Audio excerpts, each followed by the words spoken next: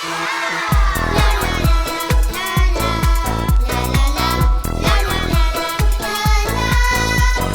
you, Swami.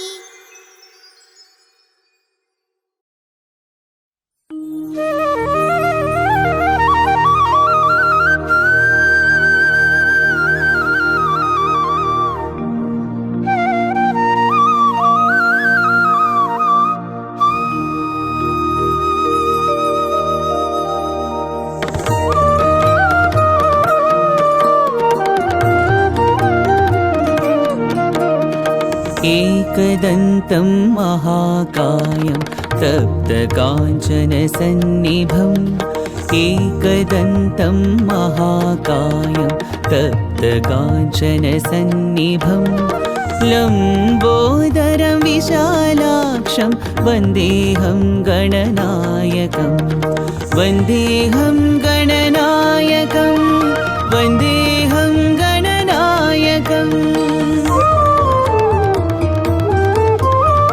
मौञ्जि कृष्णाजिनधरं नागयज्ञोपवीतिनं मौञ्जि कृष्णाजिनधरं नागयज्ञोपवीतिनं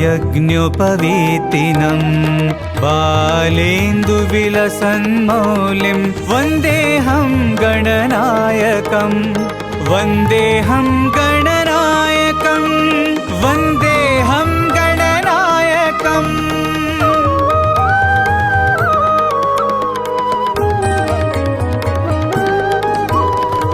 Ambika हृदयानन्दं मातृभिः परिपालितम् Ambika हृदयानन्दं मातृभिः परिपालितं भक्तप्रियमदोन्मत्तं वन्देऽहं गणनायकं वन्देऽहं गणनायकं वन्देऽहं गणनायकम्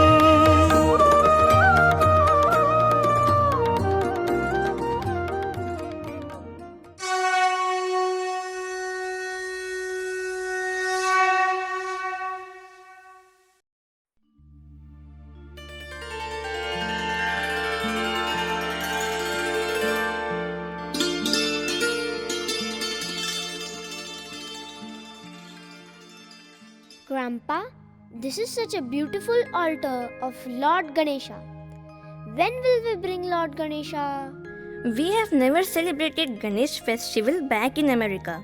So can you explain to us more about it? Sure, my dear children. In every home, Lord Ganesha arrives on the auspicious day of Ganesh Chaturthi and stays with them until the 10th day, which is Ananta Chaturdashi. Lord Ganesha's idol is usually made from a special kind of soil, which is available in a place called Shadu. Sculptors make beautiful idols from this special soil and sell them in the market once they are completely ready. So are we going to the market now? Yes, we will go to the market and you will select the most beautiful idol. Then we will apply haldi, kumkum and cover the idol with a cloth. Singing bhajans and playing drums, we will bring Lord Ganesha to our home.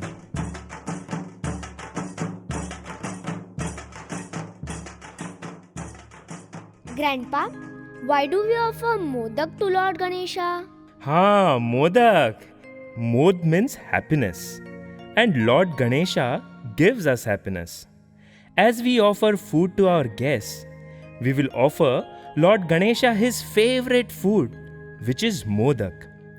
For the next 10 days, we will offer different sweets and food to Lord Ganesha and perform Aarti every morning and evening. Grandpa, I was wondering, while I went to the market, there were huge idols of Lord Ganesha being taken by a different group of people dancing and singing bhajans. How will these huge idols go inside their homes? Oh, those huge idols are not installed in homes. Those group of people will celebrate Ganesh festival in their localities as a part of community celebrations. But Grandpa, why are they celebrating in community? Good that you asked me this question, beta. Let me explain the significance behind community Ganesh festivals. India was ruled by the British before 1947, and for few decades, people from various states of India were fighting with the British government to get independence. One such great freedom fighter from Maharastra was Lokmanya Bal Gangadhar Tilak. He believed that to achieve independence, people must be united. He wanted masses to come together, exchange thoughts, and be united to fight against the British. He felt that people must develop confidence and pride about the rich Indian cultural heritage, history, and spirituality. The Hindus from the state of Maharashtra were celebrating Ganesh festival in their homes. Hence, Tilak initiated the first community celebration of 10 days in the year 1893 in Pune. Oh, this is such a great strategy to unite people through religious events. Grandpa, how did they celebrate for 10 days? They invited various orators and organized talks about nationalism, which motivated many young men and women to join the freedom struggle. They also had various tableaux which depicted the mythological stories about the land of India. Various cultural events and competitions were organized so that more people participate in the festival. Every day, bhajans and kirtans were offered, along with delicious sweets in the form of prasad after the mass aarti. All this generated a feeling of unity amongst people, which was much needed for the freedom movement. Wow, we never knew about the history behind Ganesh festival. This is so interesting. But Grandpa, are they still celebrating in the same way in Pune? Oh, yes. Pune's Ganesh festival is the most famous in India, and people from across the country come here to witness the magnanimity. The organizers start the preparations at least 2 months in advance.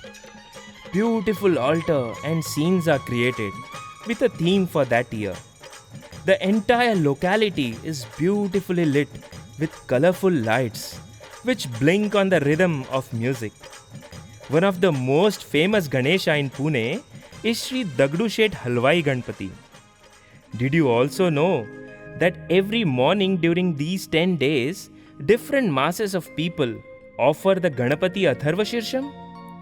Every year, even the Bal Vikas children and adults of Sri Sathya Sai Seva organization of Pune offer bhajans and Ganapati Atharva Shirsham at the huge pandal of Sri Dagdushet Halwai Ganpati.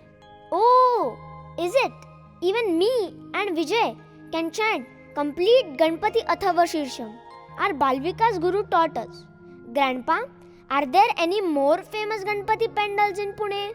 Oh yes, there are many, but 5 are remarkably famous and historic pandals.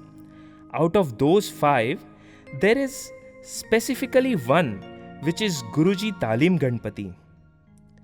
This is said to be the oldest mandal in Pune, even before Lokmanya Tilak ji revived the Ganesh festival. This mandal has a unique history of being started by one Hindu and one Muslim family in 1887, which played a crucial role in spreading communal harmony.